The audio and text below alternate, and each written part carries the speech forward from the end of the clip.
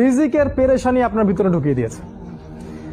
প্রতিটা যুবককে জিজ্ঞাসা করেন, দেখবেন পেরেশান যে খাবো কি আর জীবনে করবোটা কি। দেখবেন মানে ভাবখানা এমন যে ও যদি 5 ওয়াক্ত নামাজ পড়ে, কোরআন তেলাওয়াত করে, রোজা রাখে, আল্লাহর হুকুম সব মেনে চলে, হ্যাঁ খুব মুত্তাকি মানুষ, পরেজগার মানুষ, কিন্তু বেচারা একটা ছোট মুদির দোকানে কাজ করে, বেচারা একটা ধরেন সবজি বিক্রি করে বা হালাল কোনো কাপড়ের ব্যবসা করে, ওর ভাবখানা এমন জীবনটাই নষ্ট হয়ে গেল। আমার জীবনে কিছুই করতে পারলাম না, কি করলাম জীবনে, নিজের পায়ে দাঁড়াতেই পারলাম না।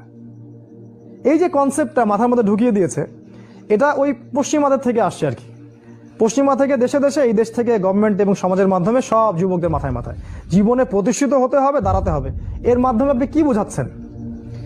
ওই ছেলেটা তো আল্লাহর কাছে অনেক বেশি পছন্দের, যে আল্লাহ পাকের সব হুকুম আহকাম মেনে চলে এবং হালাল খায়। মাশাআল্লাহ, আল্লাহ পাক তাকে সত্যবাদী নবীদের মর্যাদা